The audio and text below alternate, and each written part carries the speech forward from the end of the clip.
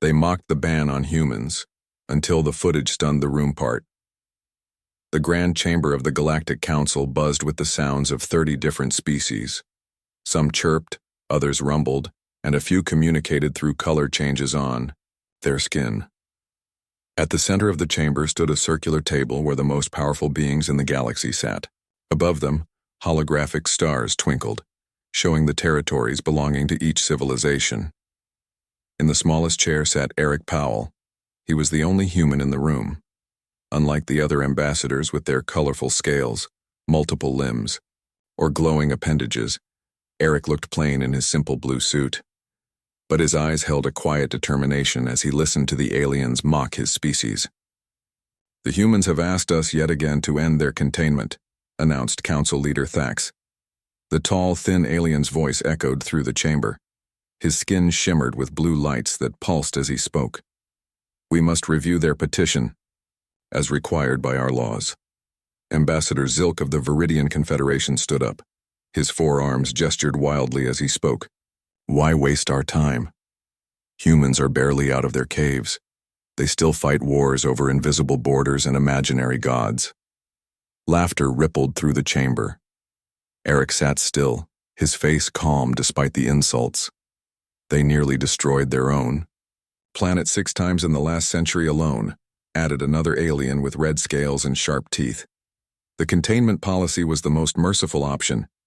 Eric glanced down at his tablet, reviewing his notes. 108 years ago, humans had made first contact with alien life. The aliens had seemed friendly at first, offering to welcome Earth into the galactic community. But after studying human history, the Council had voted to contain humanity within their solar system. No human ships were allowed beyond Pluto. No human colonies could be established on other stars. Earth was essentially under quarantine. "Perhaps Ambassador Powell would like to speak," said Thax, gesturing to Eric with one long finger. "Humans always have so much to say." More laughter filled the room. Eric stood, straightening his jacket. At 45 years old, he had spent his entire career preparing for this moment. He was the 7th human ambassador to petition the Council. The previous 6 had all failed. "Thank you, Council Leader Thax," Eric said, his voice steady. "On behalf of Earth United Nations, I formally request the end of the human containment policy. We have met all the conditions set forth by the Council. We have maintained global peace for 50 years. We have solved our climate crisis. We have eliminated poverty and disease among our people. Yet you still experience emotions," interrupted a round alien with 3 eyes. "You still feel anger, jealousy, love, grief. Such unstable creatures cannot be trusted among civilized species." Eric had expected this argument. The galactic community prided itself on logical, unemotional decision-making. Human emotions were seen as primitive and dangerous. "Our emotions are part of who we are," Eric replied. "They drive our art, our music, our literature. They inspire us to care for each other and for other species." Ambassador Zilk made a sound, like a snort. "Your emotions drove you to 8 world wars. Your emotions led you to destroy countless species on your own planet. Your emotions make you unpredictable and violent." The chamber murmured in agreement. Eric looked around the room, meeting the eyes, stalks, and sensory organs of the various delegates. He could feel their judgment, their certainty that humans were lesser beings. "I propose," said Eric, raising his voice slightly, "that the Council allow me to present evidence tomorrow. Evidence that may change your understanding of humanity." Council Leader Thax tilted his head, curious. What evidence could possibly change a century of observation? "Footage," Eric said simply. "Unfiltered footage of humans that your observers never saw. Moments that show who we truly are." "More propaganda," scoffed Zilk. "We've seen your entertainment. Videos, human. Your idealized versions of yourselves. Not entertainment, reality," Eric insisted. "Raw footage from our history. No editing, no scripts, no actors. Just humans being human." The Council members looked at each other. Some seemed amused, others bored. None appeared convinced. "Very well," said Thax finally. "You may have 15 minutes to present your Footage. Tomorrow. Then we will vote on the containment policy. Eric bowed slightly. Thank you, Council. Leader. As the meeting adjourned, Eric gathered his materials. He could hear the delegates talking about him as if he wasn't there. Such a waste of time. Humans never change. 15 minutes of watching primitives play with fire. Eric left the chamber with his head high. In the corridor outside, he was met by Dr. Samantha Miller, his chief advisor. She was a tall woman with short gray hair and kind eyes that had seen too much. How did it go? She asked quietly. Exactly as expected, Eric replied. They'll give us 15 minutes tomorrow, then vote to extend the ban. Unless our plan works? Samantha nodded. The footage is ready. Captain Wright is doing the final checks. Now. They walked through the gleaming halls of the council building. Outside the windows, the three suns of Centauri Prime were setting, casting purple and orange light across the alien city. In the distance, massive ships moved through the sky, carrying species from across the galaxy. None of those ships had humans aboard, except for the small diplomatic vessel that had brought Eric and his team. Do you really think this will work? Samantha asked as they entered their small quarters. They've made up their minds about us a long time ago. Eric stopped and looked at the small team of humans working at various screens. Captain Alan Wright, a former soldier with a scar across his cheek, was reviewing security footage. Young diplomatic officer Olivia Bennett was practicing translations of alien languages. They were the only 4 humans allowed to visit Centauri Prime. It has to work, Eric said quietly. Earth can't remain isolated forever. Our children deserve to see the stars up close, not just through telescopes. Samantha squeezed his shoulder. Then we better make sure our presentation is perfect. Eric nodded and walked to the main screen where the footage was queued up. Images flashed by. Humans in their most desperate moments. Humans in their finest hours. The truth about humanity that the aliens had never bothered to understand. Tomorrow, Eric said to his team, we show them who we really are, and they won't be able to mock us anymore. Outside their window, the alien city glittered with lights from a million different worlds. Worlds that humans had been forbidden to visit. Worlds that might finally be within reach, if only Eric could make them see. They mocked the ban on humans, until the footage stunned the room part. Eric closed the door to the small meeting room assigned to the human delegation. The space was barely large enough for the 4 of them, with walls that seemed to absorb sound. Captain Alan Wright called it the box, designed to keep them contained, just like Earth itself. They're not even trying to hide their contempt, said Alan, leaning against the wall. His military training showed in his perfect posture, even when relaxed.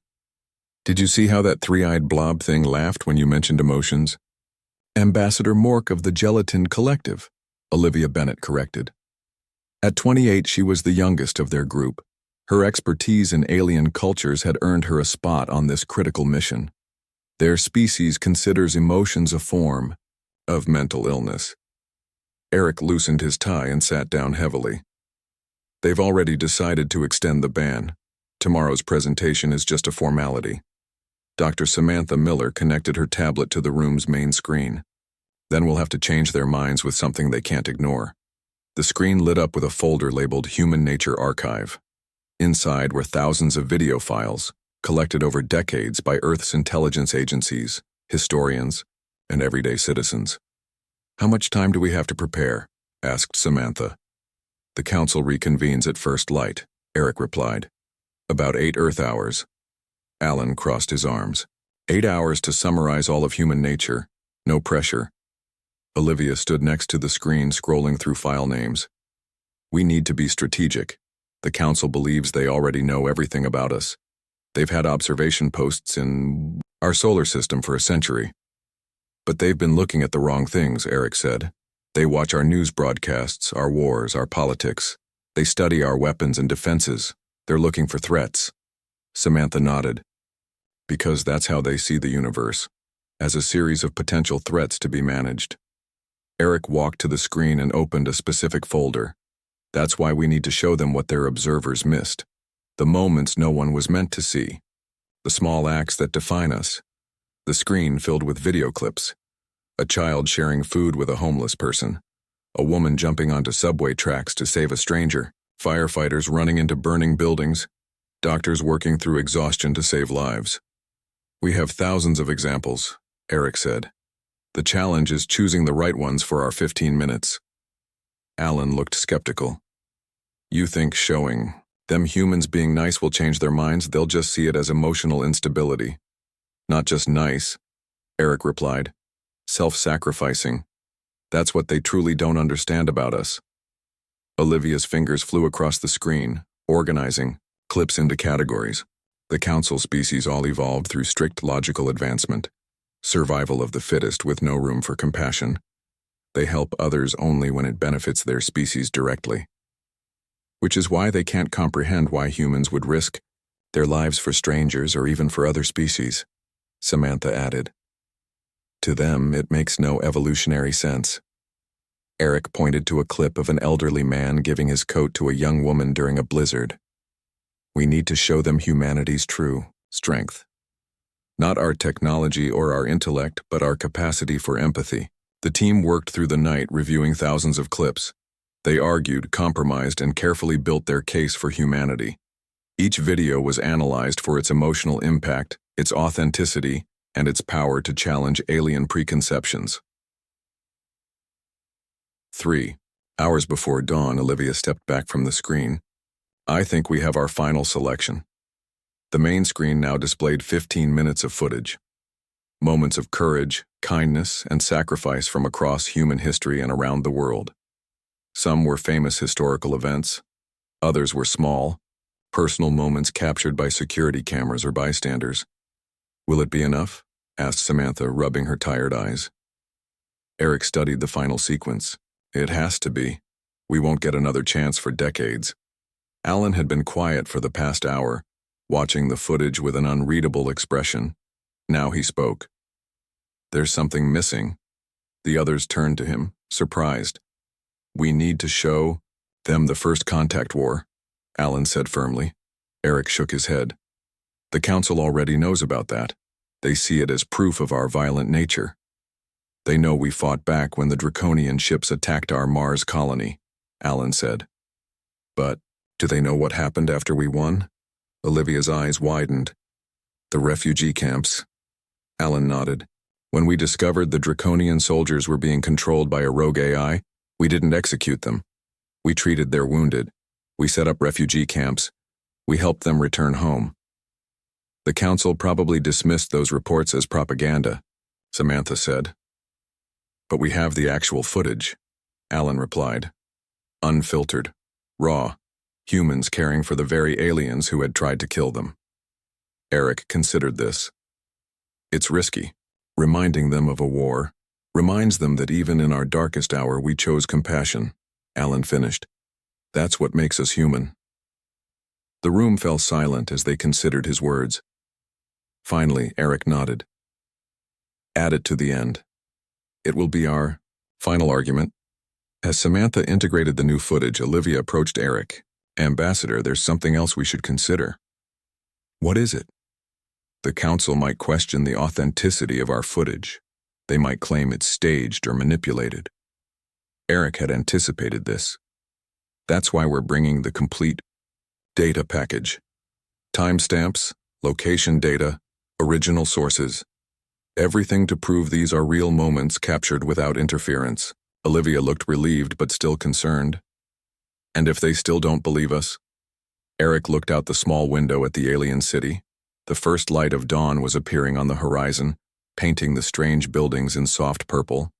Then humanity remains trapped in our solar system, he said quietly. Our children will continue to look up at the stars and wonder what might have been. The others joined him at the window. Beyond the city, they could see massive spaceships rising into the sky, carrying species from across the galaxy to new adventures, new discoveries, new homes among the stars. All while Earth remained isolated, contained, judged unworthy.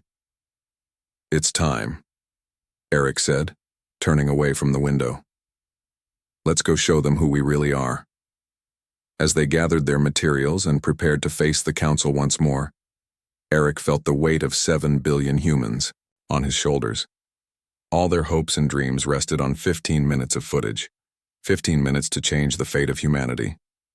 They mocked the ban on humans until the footage stunned the room. Part 3. The council chamber was fuller than the day before.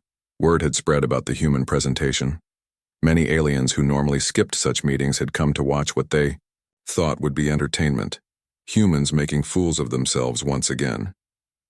Eric Powell and his team entered through the large double doors. They carried a small device containing their presentation.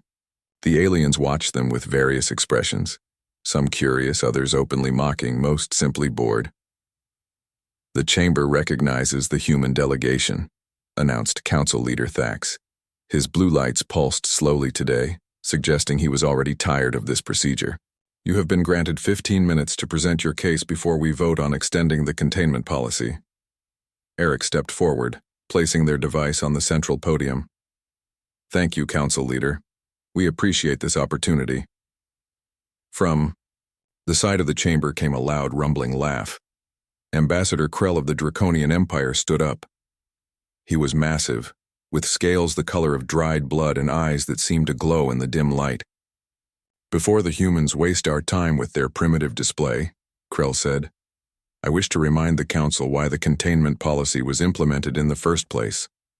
Thax tilted his head. "The ambassador from Earth has the floor, but we will allow brief statements before his presentation." Eric stepped back, his face carefully neutral. This wasn't unexpected.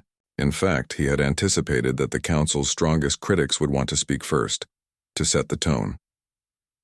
Krell moved to the center of the room.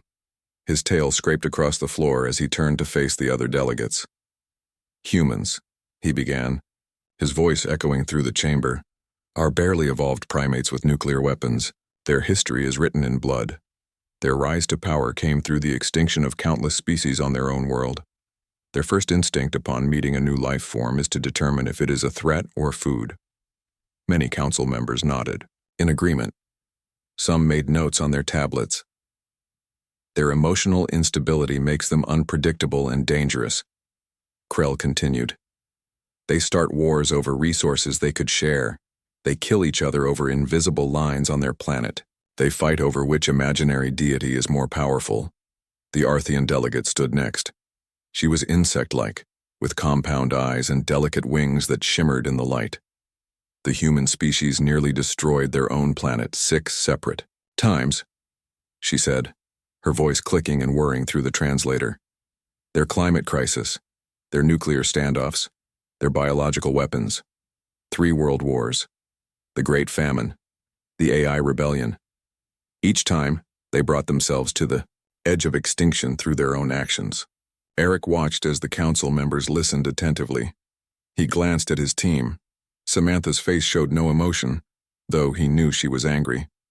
Alan's jaw was tight, his military training barely containing his frustration. Olivia quietly took notes documenting each accusation. Representative Lore of the Meldari Collective floated to the center next.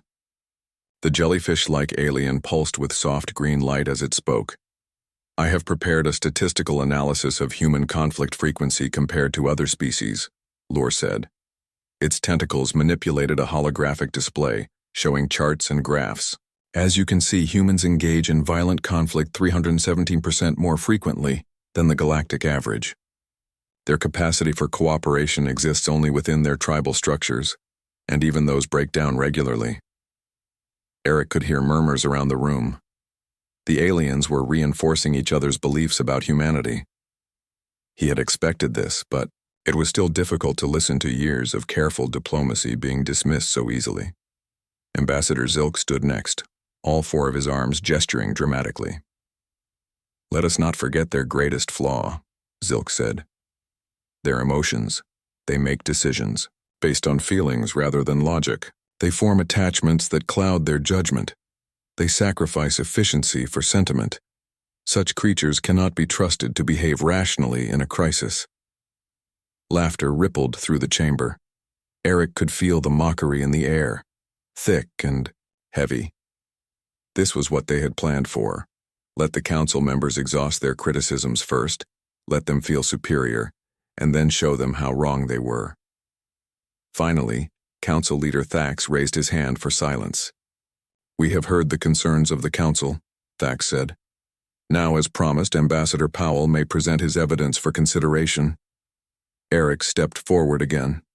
The room had grown colder toward him, the criticisms having reinforced every negative belief about humans. "Perfect." "Thank you, Council Leader Thax," Eric said. His voice was calm and measured. "And thank you to the distinguished representatives who have shared their perspectives on humanity." He paused, looking around the room, meeting the eyes and sensory organs of as many aliens as he could. "Much of what has been said today is true," he admitted, causing a ripple of surprise through the chamber. "Humans have fought wars. We have damaged our planet. We do experience emotions that sometimes lead us to make irrational choices." Ambassador Zilk made a dismissive gesture. "Then why are we wasting time with this presentation? The human admits their flaws." "I admit our history," Eric corrected. "But history is not destiny, and our nature is more complex than your observations suggest." Zilk leaned forward. "Perhaps we should fast forward through this primitive display and move to our inevitable vote." Several aliens laughed or made sounds their species used to express amusement. Eric waited for the noise to die down. "Council Leader," he said, turning to Thax, "I request my full 15 minutes uninterrupted as promised." Thax's blue lights pulsed in what might have been irritation, but he nodded. "The human will have his time. The Council will observe silence during the presentation." Eric nodded his thanks. He touched the device on the podium, activating it. The lights in the chamber dimmed automatically. A holographic display appeared in the center of the room, large enough for all to see. "Distinguished members of the Council," Eric said, "for a century you have watched us from a distance. You have studied our broadcast, our conflicts, our technology. But there is something you have missed, something fundamental about our nature that your observers failed to report." He looked around the room one last time, seeing the skeptical expressions, the certainty that nothing would change their minds. "Judge us not by our darkest hours," Eric said, his finger hovering over the control panel, "but by who we truly are when tested." He pressed the button, and the first image appeared, in the air before them. The mockery was about to end. They mocked the ban on humans, until the footage stunned the room part. The first image appeared in the center of the council chamber. It showed a flooded city street. Brown water rushed between buildings. In the middle of the water, a human, in a bright orange vest, struggled against the current carrying two small children. His face showed pain and exhaustion, but he kept moving towards safety. The footage changed. Now it showed a burning building. Thick black smoke poured from the windows. Most creatures were running away, but a group of humans in heavy gear ran toward the flames. They disappeared inside while others watched in fear. Next came a scene from a beach. A line of humans stretched into rough waters, hand to hand, forming a human chain. At the end, a man reached for a drowning child, nearly going under himself before pulling the small form to safety. Eric let the images play without commentary. He had carefully selected each clip to speak for itself. The room remained silent. As the council members watched, the footage shifted to a hospital in a war zone. Doctors and nurses worked without sleep, treating wounded people.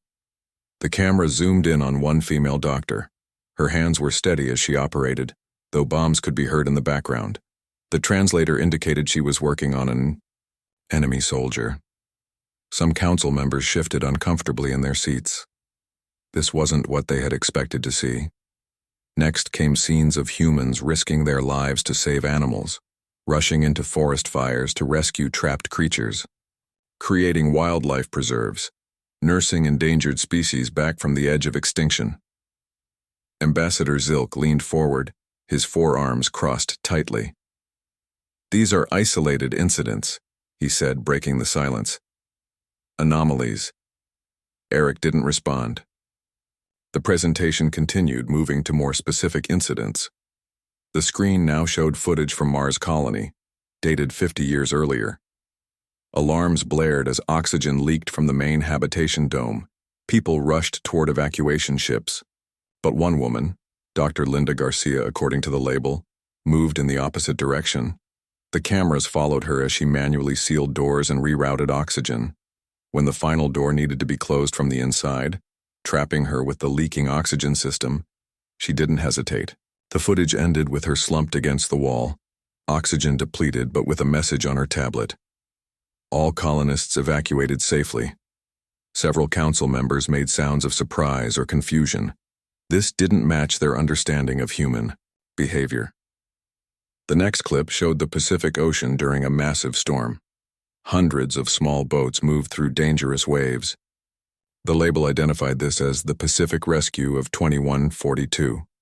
Civilian captains had formed a massive flotilla to save refugees whose ships had been damaged in the storm. Over 2,000 small craft braved the deadly waters to save strangers. Then came footage that made even the most critical council members lean forward. A young boy, perhaps 10 years old, walking down a city street. He noticed a stranger about to be hit by a fast-moving vehicle. Without hesitation, the boy pushed the adult to safety, taking the impact himself. The footage continued, showing the aftermath.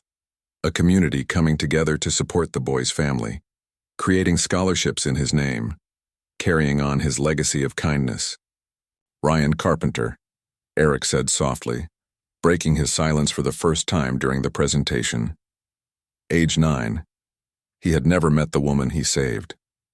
Before anyone could respond, the footage changed again. This time, it showed Jupiter Station, the farthest human outpost in the solar system.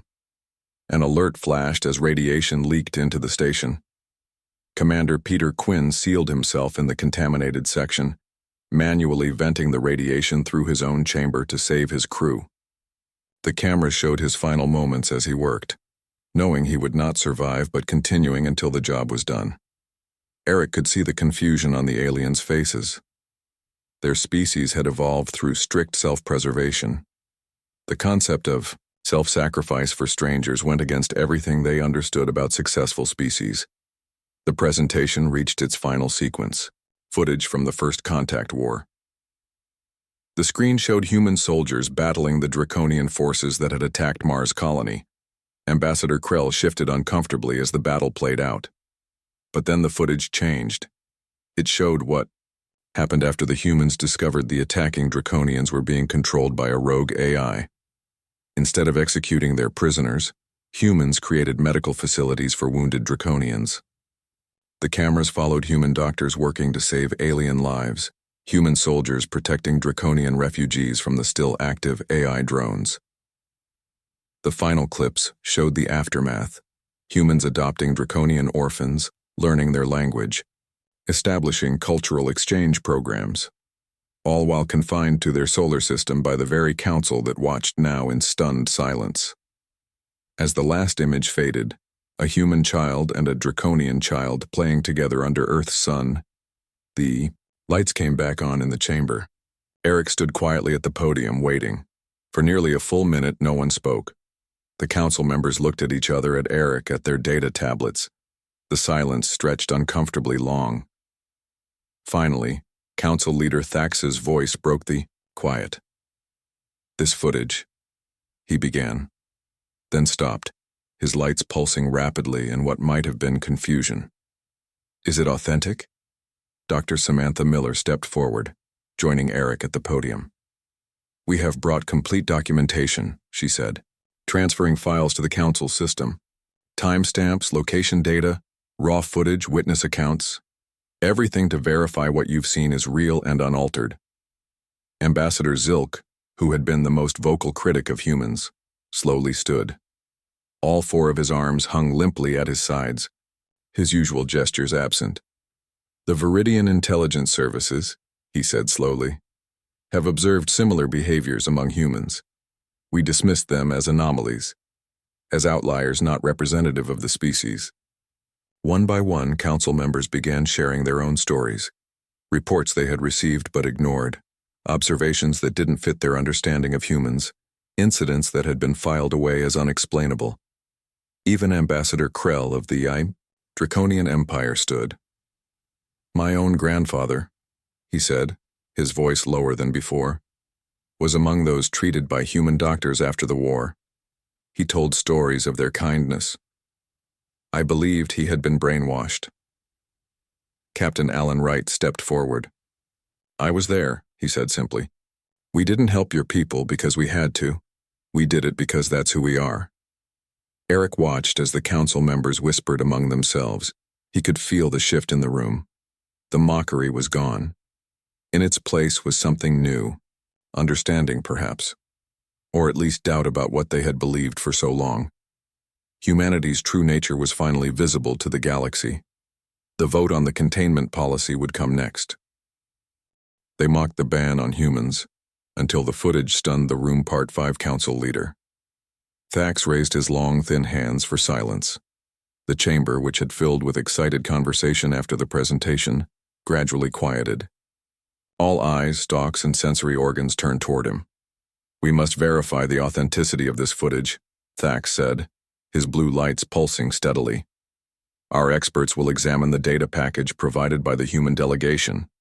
Dr. Samantha Miller stepped forward. We welcome any examination, she said confidently. Every moment shown was real and unaltered. Thax nodded. This will take time. If I may, Eric said, we have lived under the containment policy for over a century while being observed by the Council. We have respected your rules even when we disagreed with them. We ask only for a fair evaluation of the evidence we have presented today. The Council members looked at each other. Some seemed troubled, others curious. The mockery that had filled the room earlier was completely gone. We will recess for 3 hours, Thax announced. When we return, we will discuss what we have seen and vote on the human containment policy. As the aliens filed out of the chamber, Eric and his team gathered their materials. They had done everything they could. Now they could only wait. The human delegation was escorted to a small waiting area outside the main chamber. Unlike the plain meeting room they had used the previous night, this one had large windows overlooking the alien city. Eric stood at the glass watching ships come and go in the distance. What do you think will happen? Olivia asked, joining him at the window. Eric considered the question carefully. I don't know, we shook their beliefs today, but changing a century of policy won't be easy. They can't ignore what they saw, Samantha said. Those weren't actors or stories. Those were real humans making real choices. Alan paced the room. Even if they lift the ban, there will be conditions, restrictions. They won't just welcome us with open arms. That would be a start, Eric said. A chance to prove ourselves through actions, not just footage. The hours passed slowly. Eric reviewed his notes for the final arguments he might need to make. Samantha checked their backup data in case the council requested more evidence. Alan continued to pace, occasionally stopping to look out the window. Olivia practiced potential responses in various alien languages. Finally, a soft chime indicated it was time to return to the chamber. As they walked through the corridors, Eric noticed the alien staff watching them differently. The disdain was gone, replaced by curiosity and something that might have been respect. The council chamber was completely full when they entered. Not a single seat remained empty. Word had spread about the human presentation, bringing in delegates who had never bothered with human matters before. Eric and his team took their places. Council leader Thax stood at the center of the room, his blue lights pulsing slowly. The council has reviewed the human evidence, Thax announced. Our experts confirm the footage is authentic. These events occurred as shown, without manipulation or staging. A murmur ran through the chamber. Eric kept his face calm, though his heart raced. Before we vote, Thax continued, council members may speak if they wish. To everyone's surprise, Ambassador Zilk stood first. His forearms, usually so animated in criticism of humans, were still at his sides. For 87 years, Zilk said, I have represented the Viridian Confederation in matters concerning Earth. I have reviewed thousands of reports on human behavior. I have consistently voted to maintain the containment policy. He paused, looking directly at Eric. Today, I must acknowledge that our assessment has been incomplete. The footage we witnessed shows a capacity for self-sacrifice that is unusual in successful species. It contradicts our understanding of evolutionary behavior. Several council members nodded in agreement. The Viridian Confederation, Zilk continued, has reconsidered its position on human containment. We believe a gradual integration of humans into the galactic community may be possible, with appropriate safeguards. Eric could hardly believe what he was hearing. Zilk had been humanity's strongest critic for decades. Ambassador Krell of the Draconian Empire rose next. His massive form towered over the other delegates. The Draconian Empire, he rumbled, has particular experience with humans. After the First Contact War, when our soldiers were freed from AI control, we expected execution. It would have been logical, efficient. Krell's eyes glowed as he looked around the chamber. Instead, the humans showed mercy. They treated our wounded. They protected our refugees. They even adopted our orphans. My own nephew was raised by a human family until he could be returned to our world. Eric glanced at Alan, who nodded slightly. This was more than they had hoped for. One by one, other council members rose to speak. Some shared stories of human actions that had been dismissed or overlooked. Others expressed concern about too rapid an integration. A few remained skeptical, but acknowledged the evidence presented. Finally, Thax called for the vote. The council will now decide on the status of the human containment policy. All members will register their position. The massive holographic display above the center table lit up, showing the names of all council species. As each delegate voted, their decision was recorded next to their civilization's name. Eric watched the numbers change. His hands gripped, the edge of the table so tightly his knuckles turned white. Samantha placed her hand over his briefly, offering silent support. When the last vote was registered, Thax stepped forward again. By a vote of 28 in favor, 2 opposed, and 0 abstentions, the council has decided to modify the human containment policy. The room erupted in sounds, some translatable as cheers, others as expressions of surprise or concern. Eric felt a wave of emotion wash over him. A century of isolation was ending. Thax raised his hands for silence once more. The new policy will allow for gradual human expansion beyond their solar system, with oversight and regular review. A transition committee will be formed to establish guidelines and timelines. As Thax continued outlining the details, Olivia leaned close to Eric. "We did it," she whispered. "They're letting us join the galaxy." Eric nodded, still processing what had happened. One presentation changed a century of policy. "Not the presentation," Samantha said quietly. "The truth it showed." Later, as the council meeting adjourned and the human delegation prepared to return to their quarters, Ambassador Zilk approached Eric. "Ambassador Powell," Zilk said, his voice lacking its usual mocking tone. "I have a question." "Of course," Eric replied. "How did you know?" Zilk asked. "How did you know that showing us those particular human behaviors would change our minds?" Eric smiled slightly. "Because you've been studying humans for a century, but you've been looking at the wrong things. You measured our weapons, our conflicts, our technology. You never understood what truly defines us." "And what is that?" Zilk asked. "Not our intelligence or our strength," Eric said, "but our capacity to care about others, even at cost to ourselves. Our empathy, our compassion. The very things you thought made us weak are actually our greatest strengths." Zilk considered this for a moment. "A strange evolutionary path," he said finally. "But an effective one," Eric replied. "Effective enough to earn us a place among the stars." As the human delegation left the council chamber, they could see through the massive windows that news was already spreading through the alien city. Ships would soon carry word to every corner of the galaxy. The humans were coming, not as conquerors, not as threats, but as a species that had finally been understood. The mockery was over. The ban was lifted, and humanity would take its place among the stars with its greatest strength intact, the capacity to care,